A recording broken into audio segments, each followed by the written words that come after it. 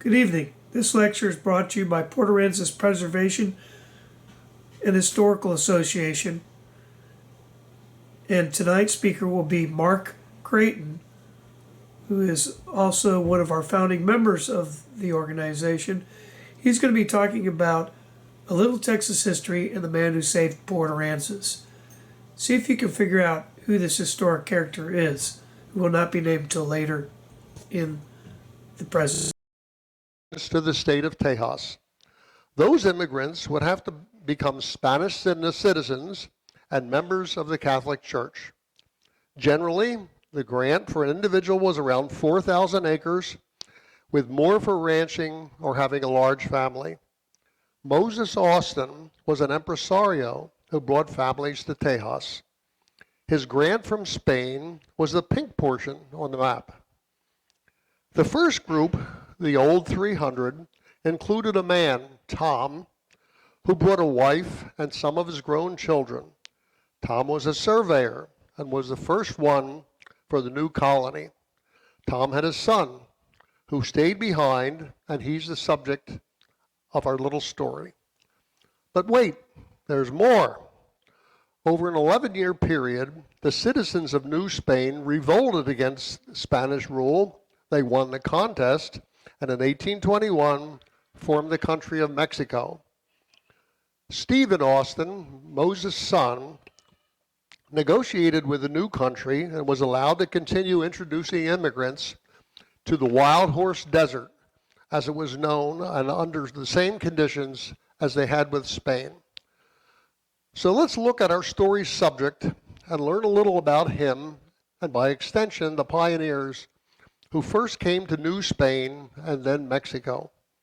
He was born in 1801 in Norwich, New York, southeast of Syracuse. In 1814, his family moved to Kentucky, then to Indiana Territory. In 1816 and 17, he had the only schooling he ever had. He learned surveying. He taught school and served as the Jefferson County, Indiana surveyor. In 1821, he moved to Mississippi with brother Tom. He taught school, was a deputy U.S. surveyor, and did that for 7 years.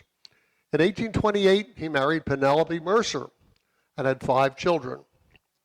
In 1829, he moved to Texas to follow his father and brother Tom, who had followed the family already.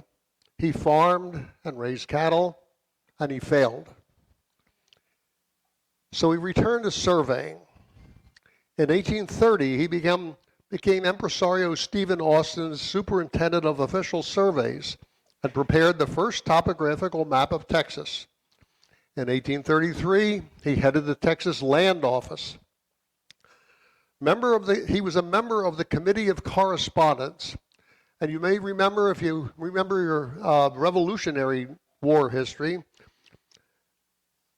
there was an opportunity to get your grievances before the country that you had grievances against. And we, of course, if you're from the United States, had a grievance against what's now England. In this case, it was Mexico. Stephen Austin went to Mexico to present the grievances of the Texans, and he was arrested. This man handled all Committee of Correspondence work, as well as making decisions regarding Stephen Austin's empresario work. In 1835, he founded the permanent Texas newspaper, the Telegraph and Land Register in San Felipe, which was central to the new Texas colonies. When the Declaration of Independence from Mexico was finished and signed at Washington on the Brazos, a rider was dispatched to San Felipe with a handwritten copy. He worked through the night to set the type and print 100 copies on 13 by 16-inch paper.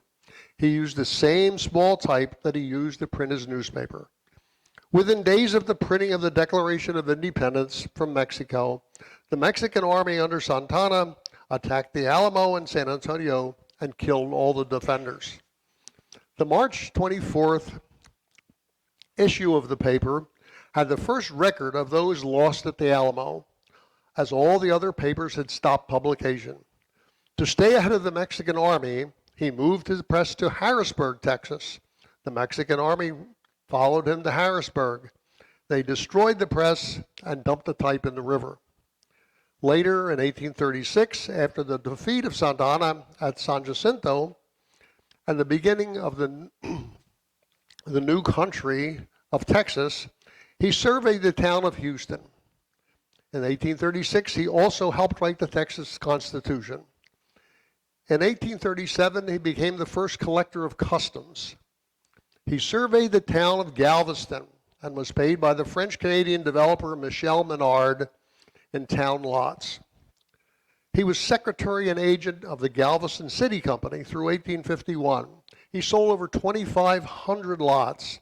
He served as an alderman, invented a locomotive bathhouse for women who wished to bathe in the Gulf. He was asked to be an original trustee of the Texas Baptist Education Society and was on the original board of Baylor University. He taught Sunday school. He was a deacon in the local Baptist church, and in 1842, when there was fear of a Mexican invasion, he headed the Insular Defense Force of the Republic of Mexico, of Texas. As he started to become prosperous, he turned his attention to inventing. And one of the first results was a aqueous machine. The gala unveiling of the boat wagon that was propelled by a sail was on the Galveston beach. The dozens of riders were all standing up and yelling as they carried them down the beach, with the wind behind them at speeds that horses could not match. The abrupt turn into the Gulf of Mexico and the demolition by the waves only added to his reputation of being rather quirky. In 1844, his wife and some children die of yellow fever, and he turns to trying to find a prevention or cure. He believes that it is caused by the heat and builds an extremely large warehouse in Galveston that he expects to refrigerate with ice shipped from New England for people to shelter in to avoid the fever. Of course, he was right about yellow fever not spreading when it was cold, but as we know now, it is because of the mosquitoes, which are gone when it's cold. He became obsessed with inventing a food product that would not spoil and settled on a meat biscuit. His hope was that adventurers, explorers, pioneers going west, sailors on long voyages, and others would be benefited if he could accomplish this. I take out all the kidney fat and then, by a powerful machine, cut an ox into small pieces in 12 minutes, bones and all. I put these in a cauldron. Karen, perhaps you can use another slide. In plenty of water. I boil it about 16 hours. I skim off all the fat, the marrow and scum. When the soup is well settled, I evaporate it until it resembles sugar house syrup. Then mix it with wheat flour till it resembles dough, and I bake it. I do not put in any salt or any seasoning. If kept dry, it will keep in any climate. No insect has yet touched it. He sailed for London in 1851 with boxes of his meat biscuits. He had heard of what was to become the World's Fair at the London Crystal Palace and decided to enter his invention. It was in competition with the Colt revolver and the McCormick Reaper and Matthew Brady's daguerreotype. He still won the gold medal. It did him no good. It did not catch on, and the large warehouse he had built was filled with meat biscuits, and he ran through all his money. His second wife divorced him. Here it starts to get really interesting. Instead of going back to surveying or being normal, he felt a tug to alleviate the hardship that he witnessed on the ship returning from London.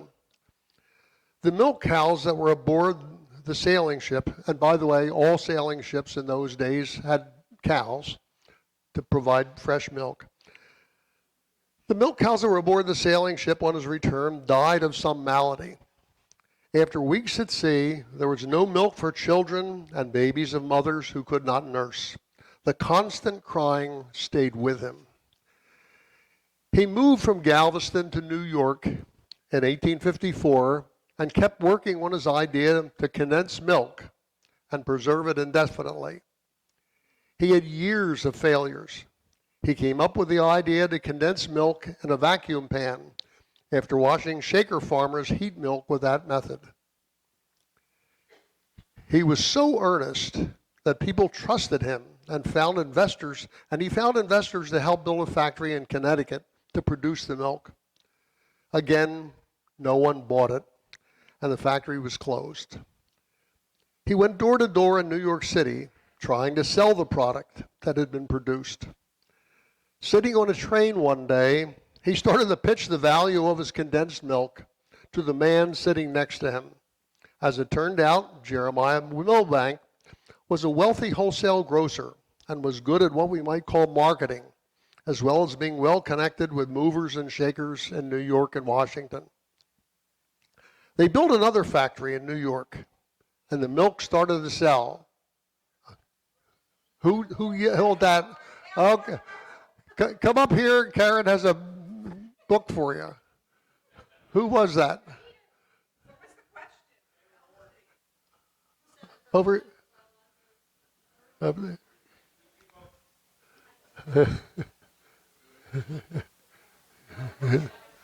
What? Okay, we'll do it when this is over. Let's not waste time.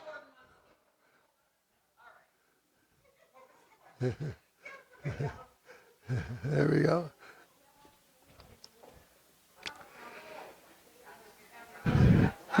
They built another factory in New York, and the milk started to sell. The Civil War began, and the Union Army ordered so much that more and more factories had to be built. Farmers wanted to sell their milk to this prosperous company, and they started to sell fresh milk as well. Never before had there been such insistence on cleanliness and rules for handling milk. If milk from a farm was ever rejected, the farm was never again to have the opportunity to sell what we now know, what was known as the New York Condensed Milk Company, and the name was changed a few times over the years. Presently, it's Borden Incorporated. So, we close in on the end of a tale of a rather industrious individual who helped shape what was to become the new Republic of Texas and the state of Texas. He shaped an industry and was to become a figure which generations of Texans hold in reverence. Gail Borden returned to Texas. He moved near his brother Tom, about 70 miles west of Houston, to a town that is now Borden, Texas. He built a Freeman's School. He built 6 churches. He supported the work of many missionaries. He received patents for condensing coffee, tea, fruit juices, and cocoa. And in Bastrop, Texas, he built a sawmill and copper factory. So what does this have to do with Port Aransas? Well, that's the rest of the story.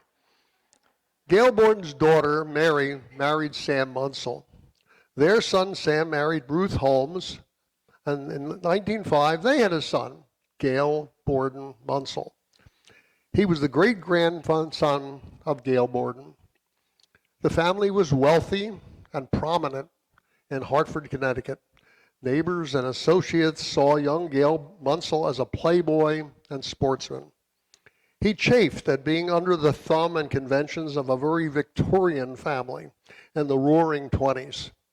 When he was 19 or 20 years old, he left home. Though his great-grandfather was from Texas, there's no indication that that was the reason he came to Corpus Christi. Corpus had great opportunities for a sportsman. It had lots of attractive and attentive women, and it was a long way from Connecticut. Billy Peoples was one of those attractive, attentive women who used to run with a fast crowd that included the Claiborne boys. Gale had even more money than they did. He wanted to marry Billy, but his parents would have nothing to do with it. So they lived in sin in Port Aransas for 9 years because that was where the sporting action was. He harpooned dolphin and brought them to the boat with a rod and reel. He caught tarpon by the boatload. He filled boats with ducks and filled other boats with his friends and hangers-on. The Farley Boat Works was like his personal shipyard. Some of the most famous speedboats and yachts of that time were commissioned by Gale. He always wanted to go faster.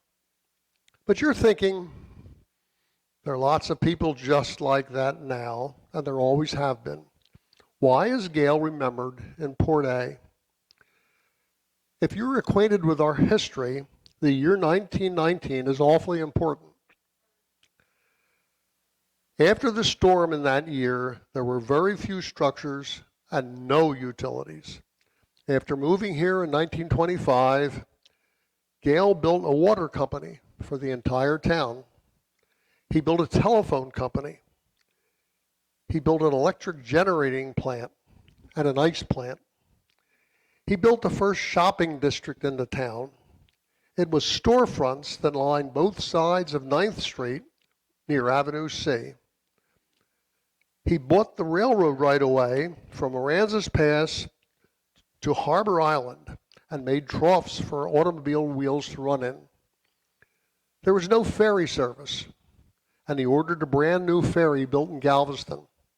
It burned to the water line the day it was delivered. The next day, he ordered a replacement ferry. With other visionaries, he touted the grand hotel and resort that he would build on the beachfront. He built cottages in front of the Tarpon Inn. His land company, Aransas Holdings, shows up on most title work in Port Aransas even today. Can you back up, Karen, or go forward, Karen, to the next slide? If you can imagine, everyone knows where Virginia's is, I assume. This was taken at the Silver King, which was where Virginia's is now. And if you look at what looks to be a dock or road, that extended from what is now Allister Street all the way out to what's now Virginia's. And you can see that the cottages to the left of that and the Tarpon Inn if you really squint. But what I wanted you to look at was the reason that we call that area the Flats. The reason it's the Flats, it was the Flats. And when the tide came up, it was all water. And when the tide went down, it was mud. And over the years, it was filled in. Can you back up again, Karen? One. So here we have some of the little cottages that were built for fishermen. The Tarpon Inn. Today, behind the Tarpon Inn is Roosevelt's and the 1886 bar. But in those days, there was another large building that was used by visitors. I won't go. I know too much history. I'm not going to. There's so much in that picture. Billy and Gale finally got married in 1934. They planned to go to Europe for a year for their honeymoon. Billy stayed behind in Port Aransas while her sister, Leonard Walker, a seamstress, made the clothes for the year-long escapade. Gale went back to Connecticut to await Billy. He got the flu and he died at 29 years old. Later on, Billy married Tom McNamara, and their son Pat is retired and lives in Port Aransas. Think about it. Our community might not have progressed from an isolated, barren, windswept outpost to what it is today. The infrastructure that Gale, Board, and Munsell built during the Depression kept the town together, and it set it on a course to prosper in the future. It's kind of remarkable that a man from upstate New York with a year and a half of education could move west, help create a republic and a state, prosper by inventing a product that was beneficial to all mankind and ultimately ensure the prosperity and future of Port Aransas. Thank you.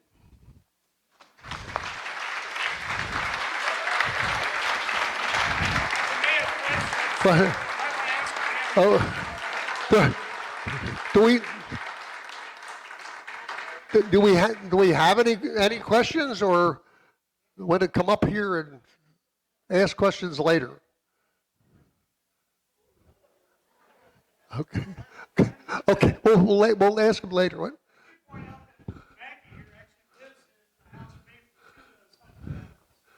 Yeah.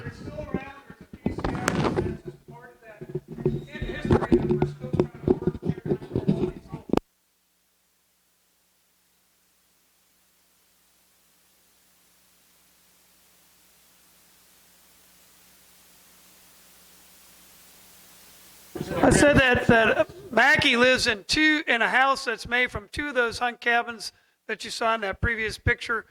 They were bought by Ed Tarrant, and if you saw in that picture, you notice there was a bunch of small cabins, and there was a kind of a big central party house, or I don't know what they probably used it for, getting for the hunting parties going out and coming back. That I firmly believe was Liberty Hall, because when they were taking it down, that same facade, the center door with the two windows and the same shape, that's what was on the side of Liberty Hall when they were tearing it down. It was just covered. What? Yeah, we can go back. Yeah. Mark got carried away. He started to get carried away. That one of the pictures was asking about.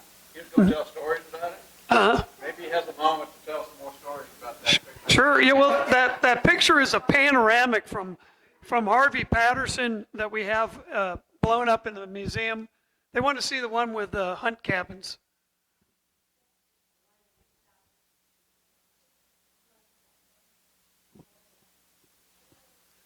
But it's so good to hear Mark talk about Gail Borden Munsell, because he really is an unsung hero in Port Aransas history.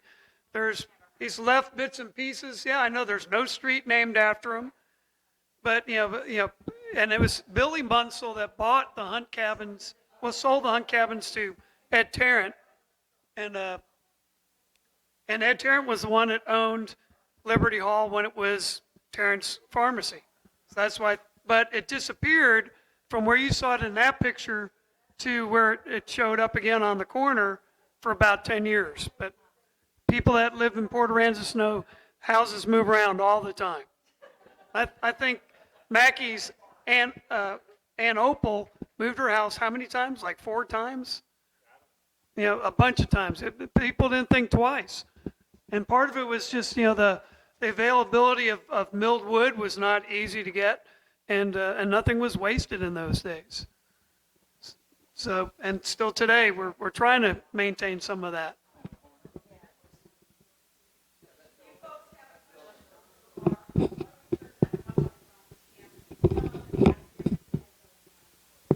Yeah, if we have any questions for Mark, feel free to ask.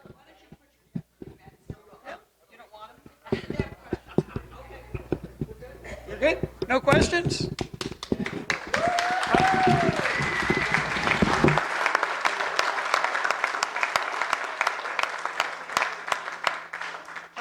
So don't forget, we have second Saturday this coming Saturday. Our next guest speaker is going to be talking about the history of the University of Texas. We've got a great lineup this year. We really try to bring you speakers and subjects that haven't been really done before in past years. So you're going to see a lot of new speakers. You're going to see some new information. We're bringing somebody from Dallas to talk about the Karankawas. We've got the Coast Guard is going to do one on the Coast Guard. I've been trying to get them for years to do that.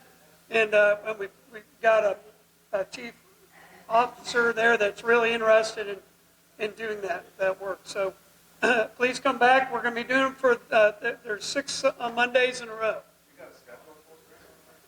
So the schedule is up on our website, portaransasmuseum.org. So that's the easiest way. It will be announced in the jetty and they'll highlight each speaker. So each week. So if you look at the next study, it'll have information about the next speaker and her subject and every other one. So, and we eventually will get them on YouTube to where if you missed them or you wanted to show them to somebody, they're available on Port Aransas Museum Archives on the YouTube and Port Aransas Museum Archives 2 with Roman numeral 2, because we couldn't figure out how to get into the password of the first one. But thank you all for coming. It's a great turnout. Did you announce that there were museum applications back there? And I Mark did. can sign a book if they wanted to sign a book. Yep. And if you do want one of Mark's books, you can get him to sign it tonight.